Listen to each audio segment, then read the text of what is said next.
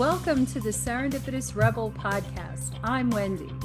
And I'm Krystal. We're business coaches and retreat hosts for bold, purpose-driven women who are ready to build businesses that actually fit their lives. This podcast is for the authentic, rebellious entrepreneur who's done playing by everyone else's rules. We know what works because we've lived it, coached it, and savored the journey. Join us for real talk on business, life, and everything in between.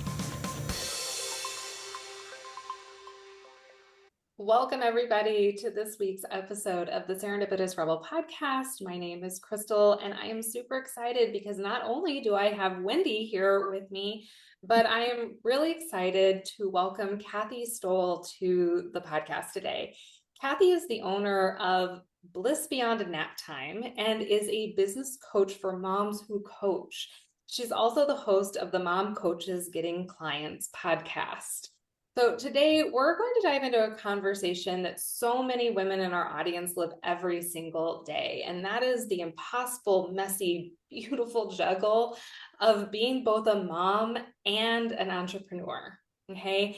And we're going to talk today about that split-second decision-making that you have to do in that capacity, the mental load that never turns off, and the pressure to work like we don't have kids and parent like we don't work, and the blurred boundaries that come with running a business from home, where everything that you always care about is always a few feet away or constantly in view, like I'm looking at right now.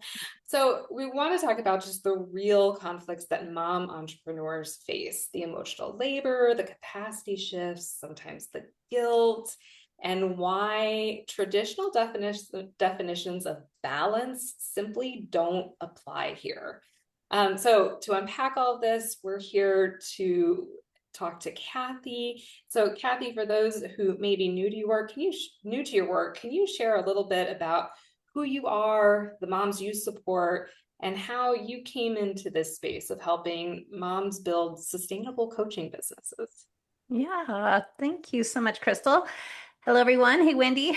So, yeah, who am I? Who am I? Such a profound, deep question. So I have been a coach, quote unquote. Got certified for my very first time when my son was about 3 and he's turning 17 on Thursday. So that kind of blows my mind. And what drew me to coaching was I didn't read too many parenting books when my kids were babies, but one that really spoke to my soul was about bringing simplicity into the home. And what I found was not only my kids were more even-keeled and easier to parent, but my brain was also more even-keeled and easier to parent.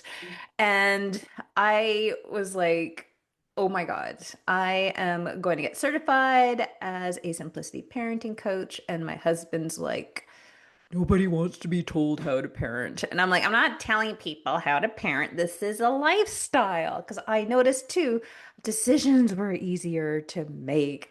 It just felt time was slowed down enough that I could be, and the whole shtick is your kids, when their surroundings are less stressful, they're also at that baseline of their peak cuteness. I wanted to be at my peak cuteness too. And I noticed too, it's easier for me to be prolific. At the time, I was hyper creative. I was very crafty. I used to actually have a soap making business at the time. I made all my own clothes for 5 years. We had a hobby farm. I was like milking a cow every day and homeschooling. It was crazy. And people, yeah. I was and I noticed that with the simplicity principles, I was able to do it all and blog about it. Wait a second. So you're saying that you did all of that with the simplicity model? Yeah. And you maintained your sanity? My bliss. That's the name of my website, yeah. Bliss Beyond Nap Time. I've had that forever since that time too, because the bliss could be sustained beyond when the kids are unconscious during their nap hours, which is perfect because my son dropped his naps when he was like a year and a half. I'm like, are you Oh, kidding me? you know what? My condolences, really. Yeah. This is not on brand with me. Yes.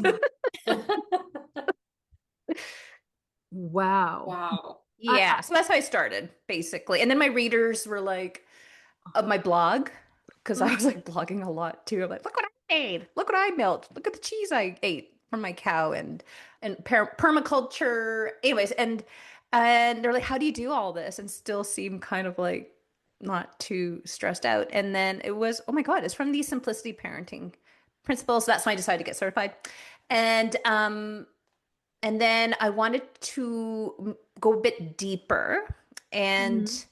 I actually got certified as a creativity coach because I noticed that creatives and mothers experience the same points of resistance. Mhm. That striving for perfectionism, easily overwhelmed, analysis paralysis, Mhm. like, writer's block. Then imposter syndrome is everything that moms experience too. And not only that, I felt the simplicity principles were good, but the creativity coaching component gave more permission to just try. Just try.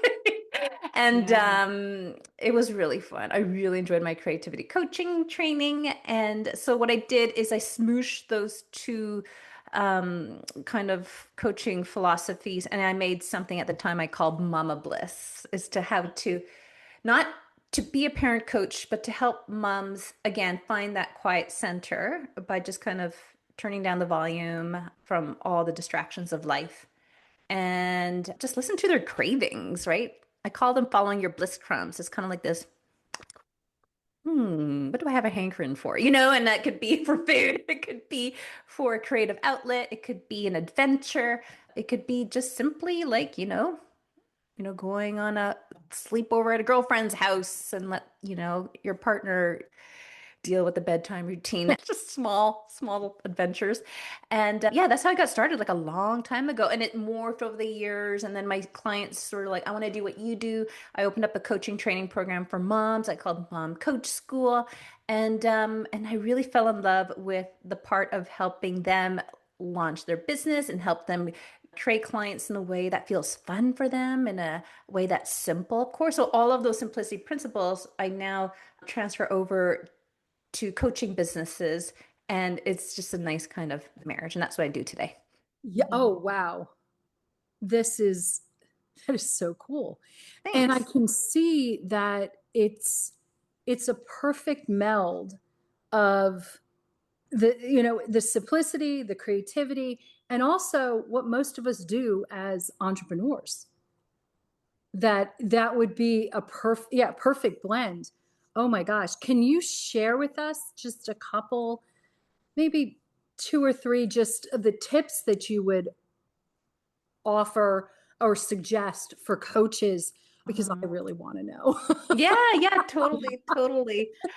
Amazing You stuff. know, this is good timing. I I just took off my nail polish because it was looking like really kind of sad. And right before this, because I talked to my hands a lot, and it was black, 'cause it's all chipped, so it looked like I had like a nail fungus or something. So anyways, and I was taking them off. I'm like, oh, perfect. I want to share with your audience about probably my favorite one is the release of perfectionism. Mm-hmm. And the reason I brought up my nails, like when I was in my 20s, me and my girlfriends had a saying. We would, quickly do our nails before we went, this is in the 90s, the martini bar. And we'd be like, we could do our nails. We already had a couple of martinis at someone's house first. And then we're like, you know what? It's good from far, but far from good. And that's okay, right? Mm-hmm. So just kind of like, just have fun with it. Another analogy, before I get into the solid tip offer, is even like when I went on that making my own clothes kick, like my mom is like an amazing seamstress. I grew up with her as actually an entrepreneur. Like she had Mm-hmm. clients come in her house and she was amazing. And I wanted to learn how to sew and she tried teaching me and it didn't stick because she is such a perfectionist that she would make me Mm-hmm. rip out the seams and it was not fun. Yeah. I was like, you know what, this isn't for me. I don't have the knack. So it wasn't until I had kids that I got bit by the sewing bug and I did it on my terms, which is what, you know what? Good from far, but far from good. And then people would say to me, "Oh my God, that's such a cute dress. Did you make it?" I wouldn't be offended. I would be like, "Yes, I did. Can you tell?" And what I like about that, it's the wabi-sabi-ness of it all, like that Japanese philosophy of the beauty of imperfection, you know? Yes. When my husband and I started dating, he used to always leave me these little cute love notes and poems when I wake up.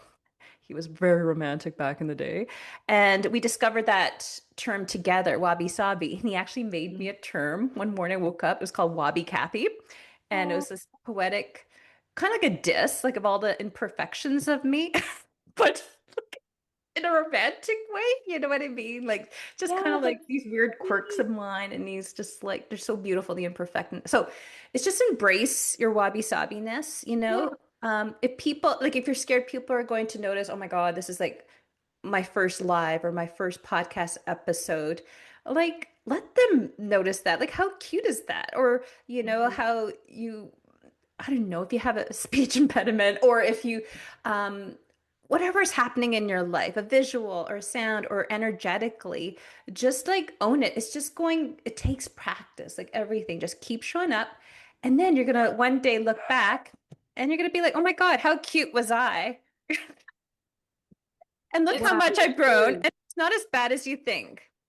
Well, so what I love about the wabi sabiness, because we just came back and we were doing photos for a brand, we did a branding photo shoot, and She's it's gonna so tell funny my how secrets now.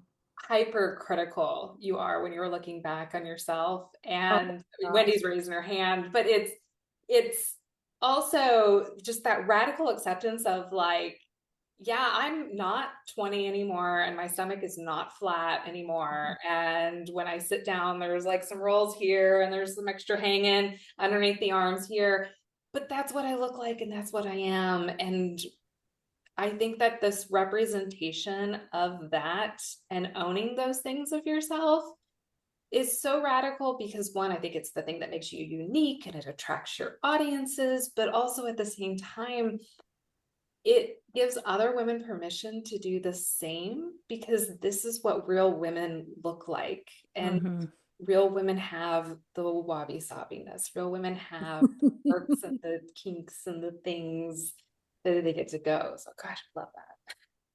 Yeah, but in thinking about it, just how we as moms, we as entrepreneurs, we as actually human beings, the mental load that we have in general, much less when we have to bring every component together, being able to release perfectionism. Holy cannoli. That to me would be just a huge weight. And I am the one who came back. And for the first time, I was a little less judgmental of myself than usual. But still, I'm like, mm. And it does energetically, it works you into a little bit of a spin that, and thinking about it now, what could I have spent that time doing? Hmm. That's um, huge. Probably things that would have been a lot more productive than, oh my gosh, why didn't I wear something different or the woulda, shoulda, coulda. Anyway, but yeah, that is such a wonderful piece of advice. Now, I'm also thinking that it's easier said than done. Hmm. Hmm. Yeah. Yeah. And how do you how do we release? Yeah. Because I think it plays, actually, I think that this may be the crux of really one of the things that we struggle with when we're dealing with this whole, this whole mental load. Everything Yeah. has to be perfect. Everything Hmm. has to be a certain way. And I'm looking at where I'm sitting right now, and oh my God, if you could only see the disaster it is. Yeah. And I'm happy with it. Oh, absolutely. So I think about this a lot over the years, obviously. And that's the cool thing of having a niche. Like you sit and you Mhm. ponder, like, I'm getting paid for this. So I'm going to sit and ponder. And one thought that I came up with, and also, life. your life and your business is all so interconnected. So I have to admit, like even my naturopath has coached me on this because the perfectionist piece and the mental load that brings on, a lot of it stems from my mothering journey. And I've had anxiety like when my kids were little, like never officially diagnosed, but I would assume it was some postpartum, especially with my son. But I had this theory is because we're gifted these little perfect beings. And it's like, don't mess this up. It's just like, Yeah. oh, and I tried not messing up my daughter, and there's these societal expectations. You gotta get her in dance class. So, at a certain age, you got to put them in mommy and me music class, mostly classes actually, and Mhm. activities and play dates. And that's when I noticed, actually, in simplicity parenting, they call it a soul fever, and you observe it in your kids when they're on the brink of having a meltdown.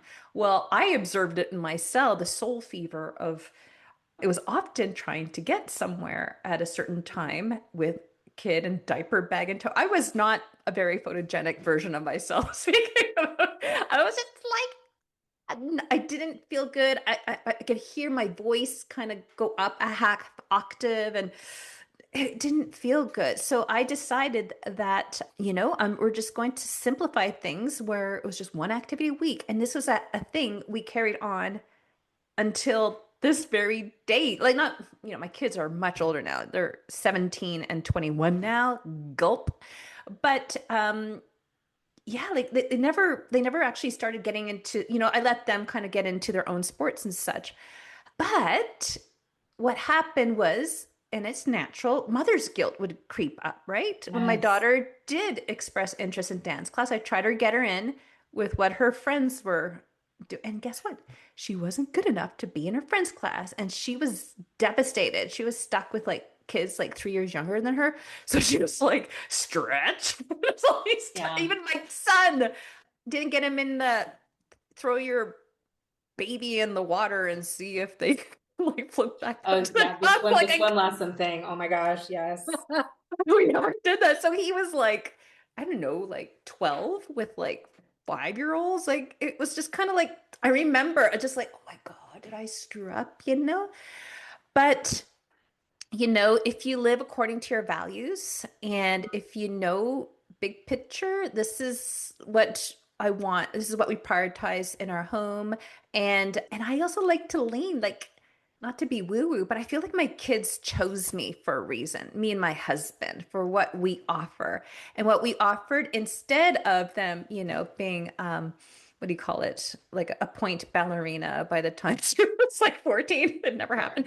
Instead, she is like they both are just the coolest human beings and they love nature and they're really kind humans and good friends and I trust their judgment. So it's just kind Hmm. of like lean into your values and protect them. And this leans into business actually. Again, everything can be transferred over. It's just like what am I prioritizing? What feels fun? What feels important?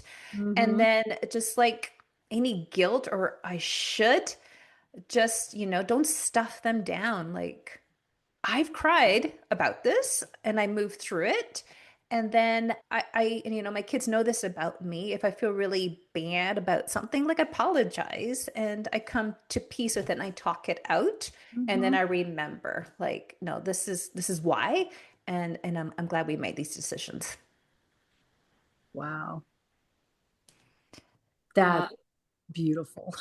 that is Aw. beautiful. And I think it's well, and it's so applicable, right? Mhm. Because I think that when you look at mom entrepreneurs and you look at women who are stuck, right? And there's that stuck of constantly fighting and reacting, they're not getting ahead. It is that it's that reaction survivalist mode that people are often so much stuck in. And usually we end up in those positions, I think, because we are pushed by societal expectations, and societal expectations don't just happen as moms. I mean, though they happen at like a very loud volume when you're a mom. I never had more opinions about what I was doing wrong in my life, I think, until I became a mom. Yes. From everything of like, you should put socks on them, or they need a hat on their head, or they're not bundled up enough, to they're not in the right classes. And I remember when the baby flashcards came out once at a mommy and me group, and I was like, oh my gosh, am I supposed to be doing flashcards? It completely freaked me out and sent me into a tizzy, which is a whole other thing. But I think it happens in when you start a business as well too, because you all of a sudden have this onslaught of advice. You should be doing this. Your business model should look like that. You should be working with this software or this program, and you need this tool and this thing.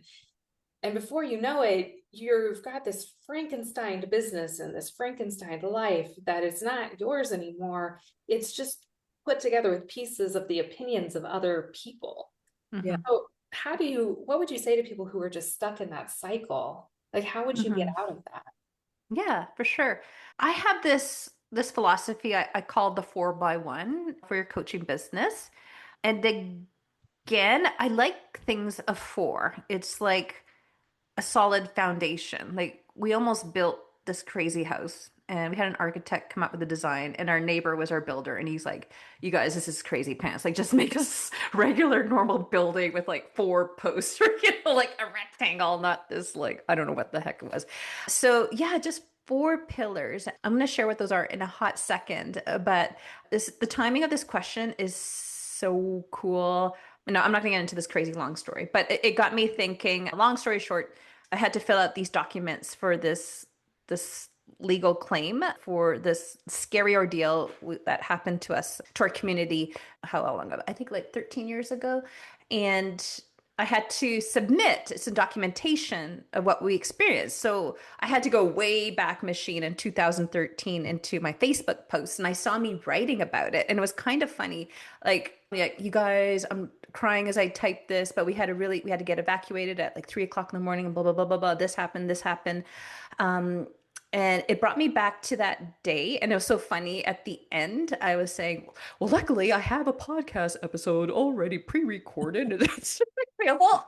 And my crazy stale is still on. It's just a little crazier than expected, like I was able to continue on with my business, because it was just like my one podcast episode a week, just anyways.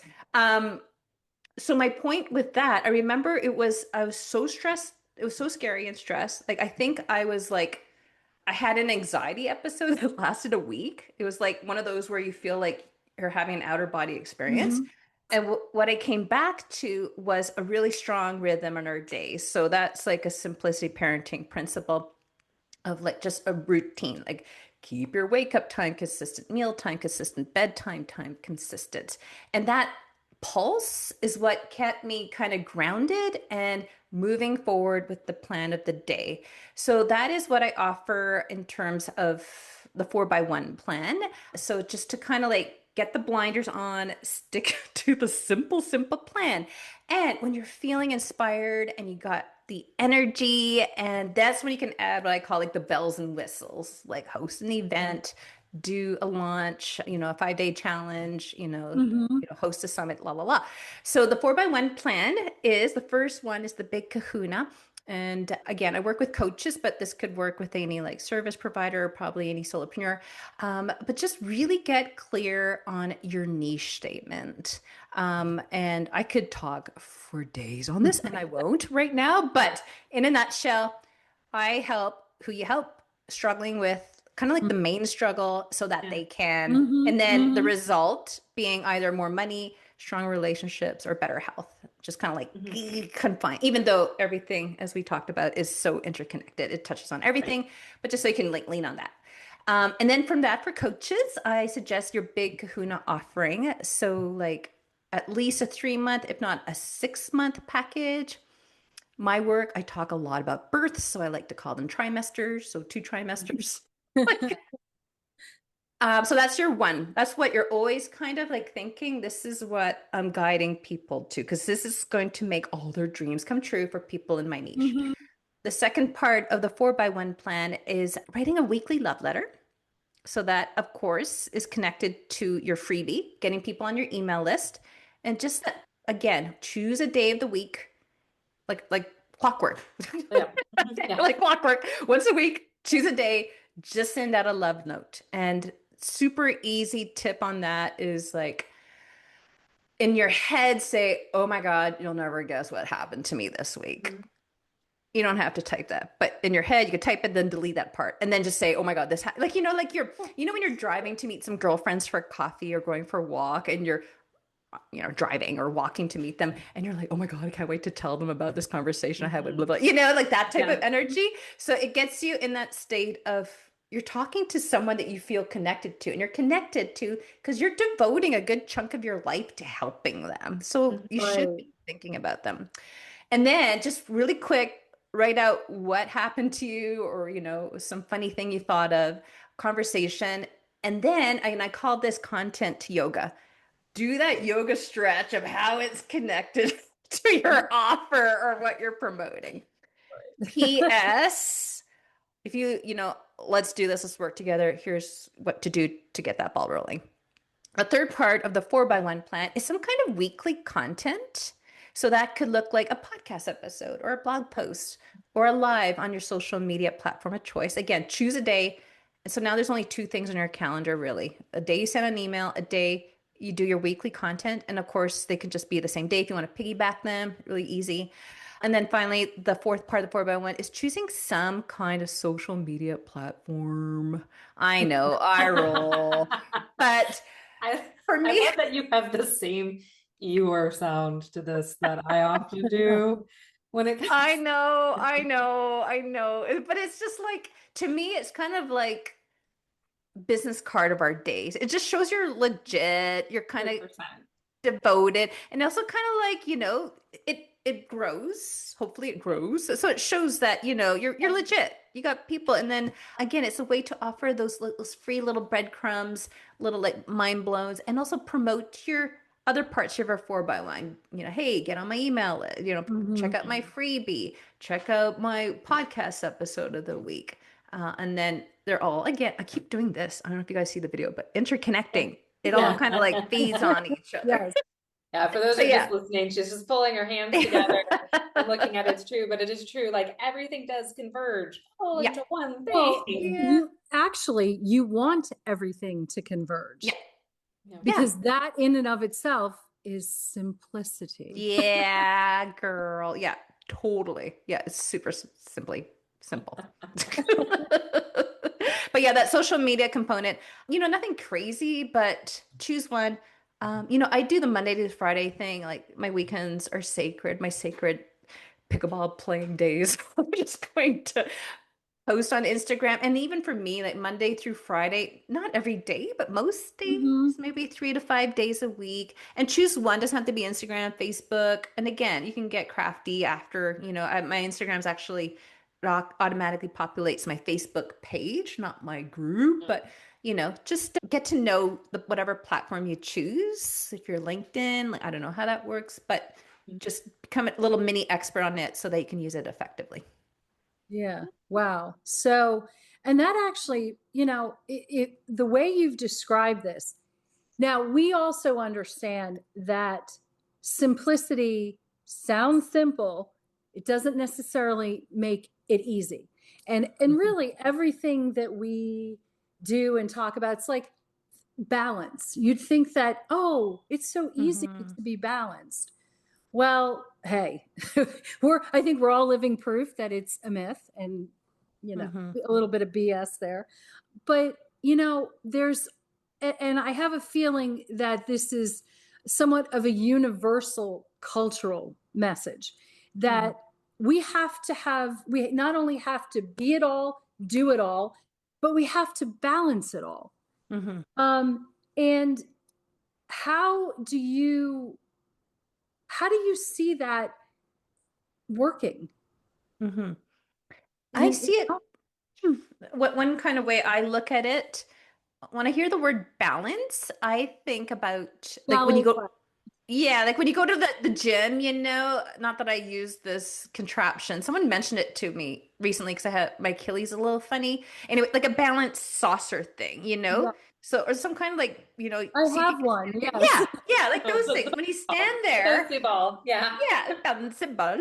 And you stand there and you stay balanced. And what happens is that without you even really noticing, your core muscles are making those little mini adjustments that you Yeah. don't even notice, you just to kind of stay up. So it's not like it's going to be even keel. Very, very subtly, you're going this way for a couple of seconds and then you're going back this way. Mm-hmm. So what I think about that, it's not going to be even keel. It's going to be some seasons, it's going to be leaning towards family stuff or if you want to look more microcosm of your business, it's going to look more like focusing on building your podcast or Mm-hmm. whatever. Mm-hmm. And then it's going to shift over where, no, let's actually focus on this. So the core component, you're building up your core muscles. So what I'm leading to, again, going back to the trimester idea, I actually have in front of me like 3 pages, October, November, December. So that's one trimester, 3 months, right? And it's like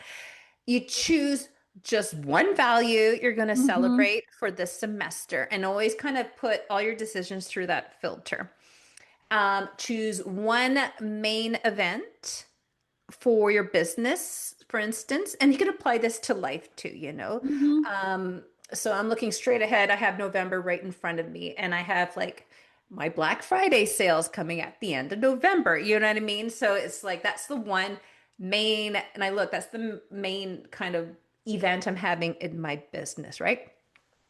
And then also finding that balance with your life, for instance, I also get my clients to be like, what's one creative outlet you're going to really like celebrate in this trimester? Mm-hmm. It could be like for me right now, I'm trying sewing again. I tried making a turtleneck yesterday, and my husband's like, "Don't you have a lot of turtlenecks?" And I'm like, "Well, it's ski season coming up. I want to make a leopard print one." So so So yeah, funny. choosing one creative outlet, and that's one creative outlet that you could, in the summer it could be gardening. It could be Mm-hmm. something Mm-hmm. to just, cooking, and then find small ways to delve into your creative outlet, and then find one big way you can celebrate in this trimester. Maybe have for me, maybe I could do like Mama's gonna just be locked in her sewing room for a weekend in this, Mm-hmm. you guys fend for yourself. I'm like, gosh, it's just me and Craig basically now. My son's so social, we never see it, but it's just an example. Like, maybe take a weekend painting Sure. workshop, blah, blah, blah. Mm-hmm. And then final part of finding the balance is some kind of self-care component you're going to really go all deep on. I call it the shoes approach. If I can I share my shoes approach really Yeah, quick? I sure. feel Oh, like I'm sure. I feel like I'm talking a lot. Isn't that No, weird Well, on a hey, podcast? they hear us all the time. all the Okay, time. So okay, this is okay. They're sick of actually us. super No, they're not, but exciting. yeah. Super Oh my exciting. God. My mom was just here visiting, and I said to my husband, I'm like, oh my God, I thought I talked a lot. Like she talks even if there's no one in the room with her. Look, are your parents even visiting if you do not say that at least once? Yeah. Are like, wow, I'm talked out. Actually, I feel that time way because I work from home by myself, right? And Yeah, I everybody know. comes, I'm like, wow, that has hit my capacity. I Right. know. I tell No. my friends, they're like, oh, she's just excited to see you, which is super cute, but holy smokes, I know where I get it from now. So, my self-care acronym is SHOES. So, what I offer is to listen to what the shoes stand for and then just tap into what you're knowing about yourself and what are you kind of rocking and just Mhm. celebrate. Whoa, I mean, I'm getting tons of sleep lately.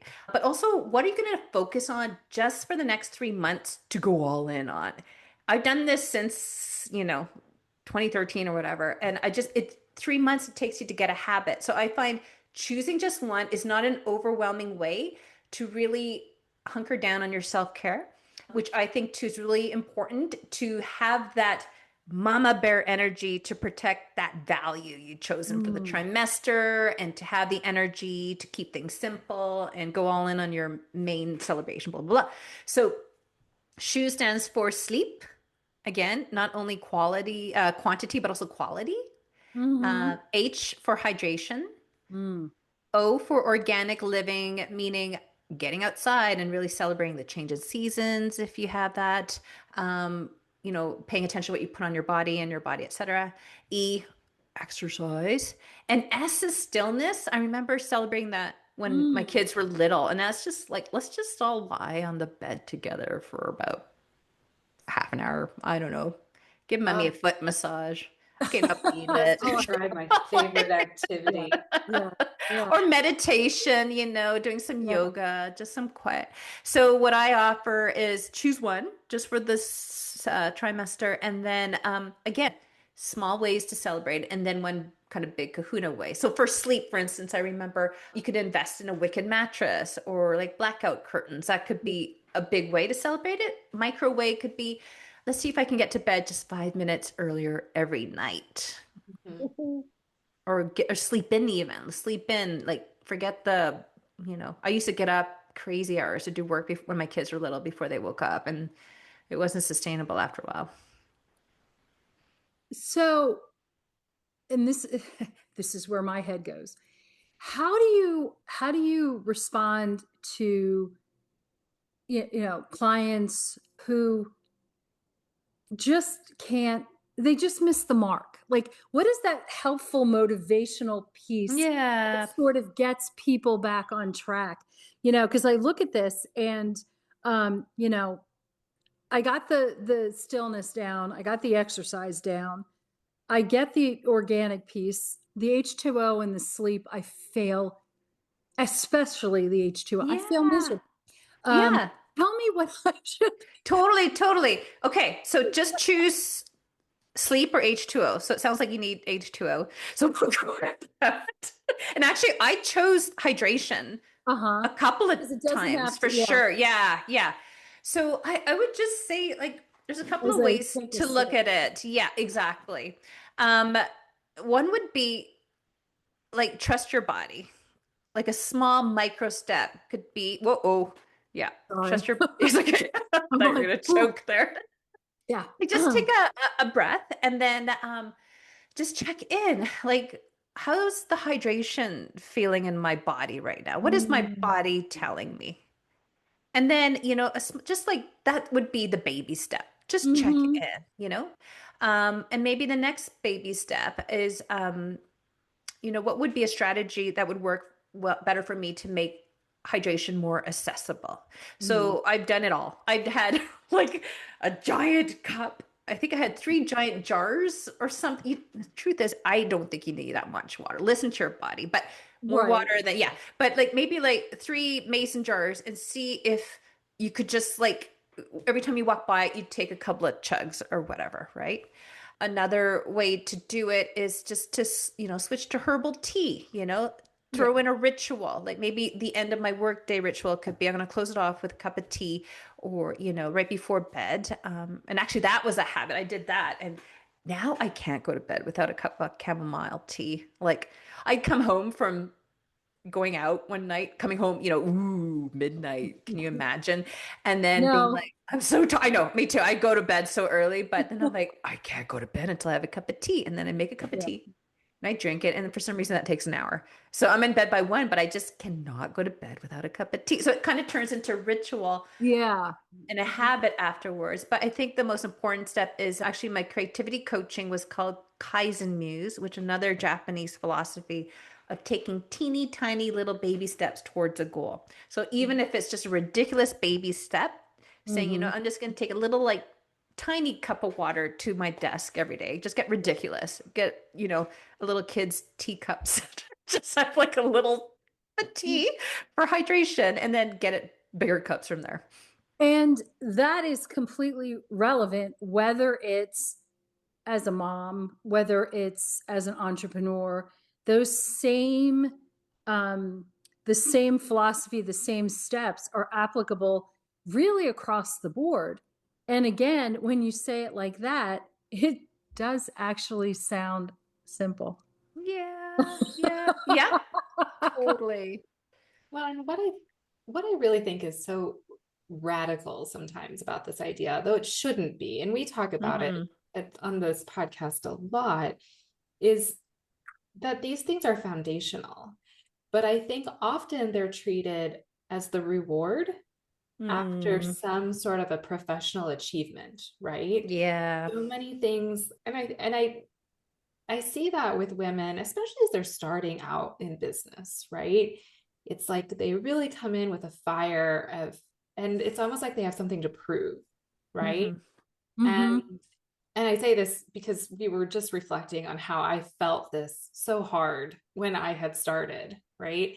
Yeah. And self-care and even things like hydration and Mhm. and sleep, that felt like something I needed to earn, not Mhm. something that would help me be successful out the gate. But what I Yeah. loved about what you're sharing today and what we preach at Serendipitous Rebel, and what we really would like women to understand across the board, is that these things are foundational. They are Mm-hmm. necessary from the get-go, because without these foundational things of sleep, nutrition, Mm-hmm. exercise, health, the achievement can't come, because there will always be these other things that get in the way.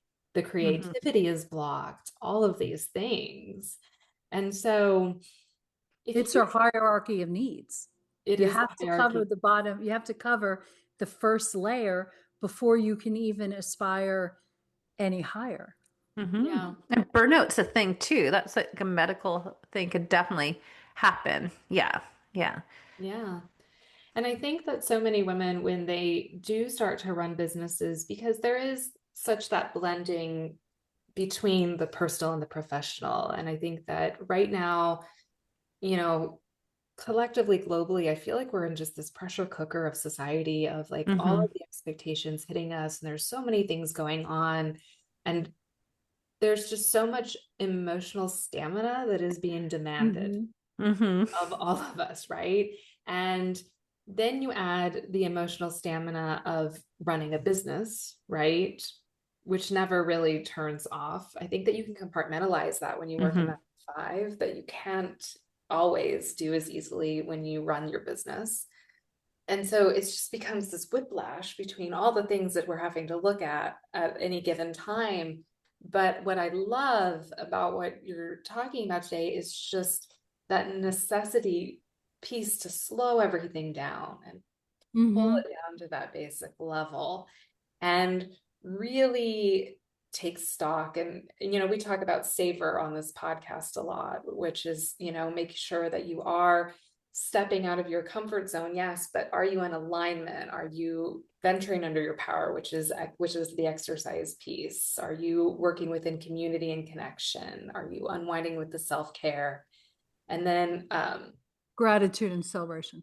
ritualizing gratitude and celebration, which I think of as your weekly love letter, honestly. Yeah. It's just really Yeah. looking at all of those things. And so now, listeners, you can see why we were so excited to have Kathy Yeah. on the podcast. When we met her, we were like, oh my. Aw. And what I love about this, and it's like you're peeling back and really getting to the root. And because again, going back to what you said, Krystal, if someone's new, there's so much excitement and I want to do everything and I want this and da da da da da da da da. And the Mhm. next thing, it's like, what have I done? Where am I? And how do I either get out of this or back away?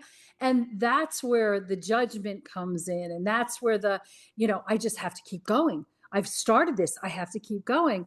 And really, if you and I love what you said about values, because we spend gobs of time talking about strengths and values and purpose. And if you Mm. really hone in as the foundational piece of your business, you may sway like a tree, but you're going to have the roots in place. Mhm. And oh my gosh, yes. So as you can see, we get very excited about these topics too. I know. I'm like, oh my God, if this was like a 2 hour long podcast, I could definitely riff off of Yeah, so I'm like, many we should things have you. like, I I have a feeling know. we should have you come back. Yeah, I would Yeah, love I that. feel like this is not our last conversation, because there Yes, were so many yes, different ways that this conversation yes, would Oh have man. gone. yeah. But we do, we know your time is precious and valuable. So just a couple more things. So really quick, I guess when closing, if you could rewrite the narrative of what being a mom and an entrepreneur should look like, what would you change? Never an easy. This is a great question. I know I don't want to ramble too much, but I get when you just said that, this is so ingrained. I was sharing like how my mom was a seamstress, and I grew up to listening to Simon and Garfunkel and the whir of the sewing machine, and me and my brothers just playing in the living room and going off on adventures by the forest by our house. It was just so um really blissful, for the lack of a better word. But I don't know if what it would change. I think it's just what I learned from that. Another soundtrack was my mom at the sewing machine, also like watching her soap operas. Like it was just such a home vibe.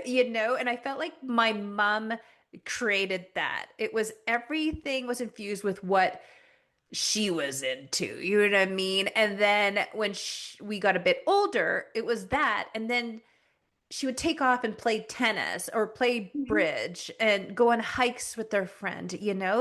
And I didn't feel resentful for that. I was like, so cool. You know what I mean? Like, my mom, it's just like she's making money doing what she loves. It was inspiring to me. So don't let the guilt of your kids feeling like, I don't know what you would be thinking, like neglect or just kind of like, like, don't feel bad about putting your own needs first. So just release the guilt, I guess, is coming to that. Be the architect of the home life and celebrate your values, not only in your business, but what your family stands for. And you're going to model to your kids the beauty that is going for your dreams and doing work that really just sets your heart in flames with passion. Oh gosh, I absolutely love that. And that's such a valuable piece, because we then we are models for our children. Yeah. And I remember my mom, and it's funny. We'll have to talk about the soap operas she Oh, watched yes. and see if yeah. But it's just that you're modeling, and we also talk about that a lot. You're a model for your kids. And if they see a strong, independent, passionate person, it's like, I want to be like my mom too. Yeah, I know. I love that thought. Yeah, yeah.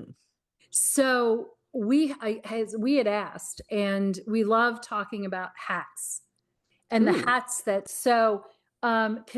we share what your hats are? Yes, please.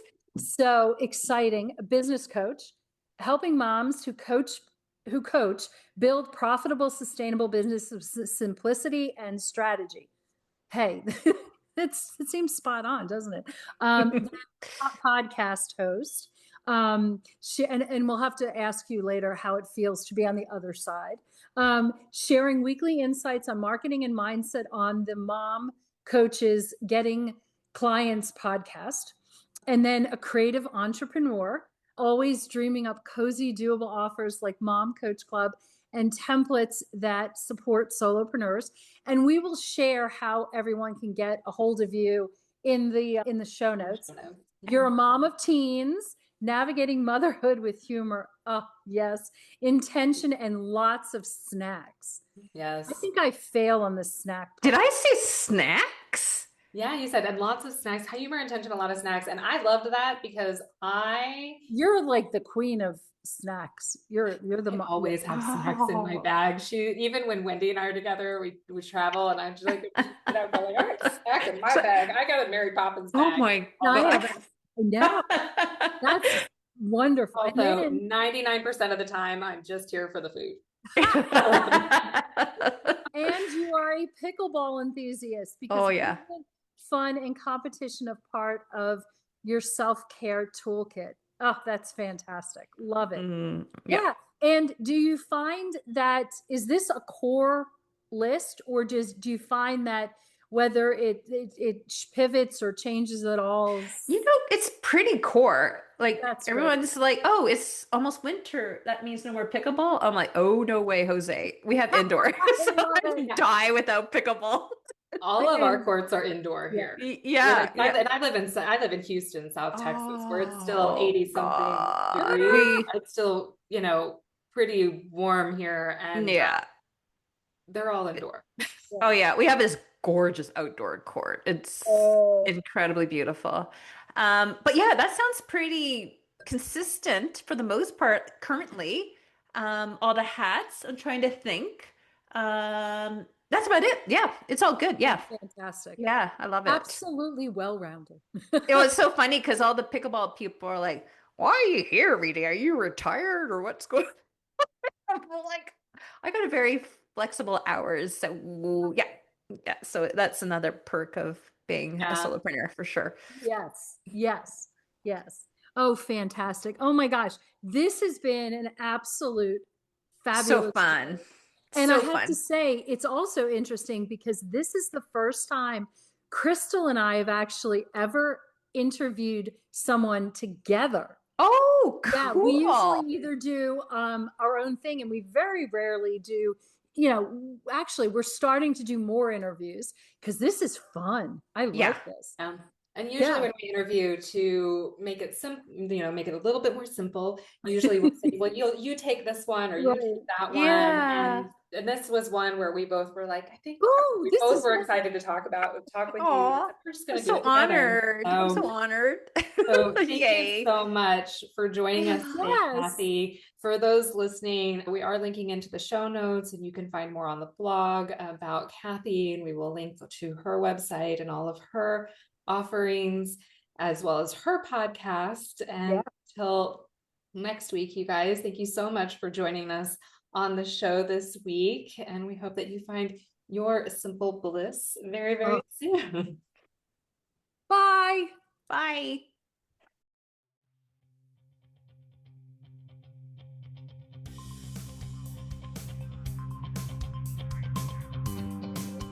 Thanks for listening. Be sure to subscribe and leave us a rating. But only if you liked it. Otherwise, just keep it to yourself. You can learn more about our upcoming masterminding opportunities on our website at serendipitousrebel.com. And if you have topics you'd like to hear about, be sure to submit them on our website or DM us on social media. Hey, see you next week. Bye. Bye.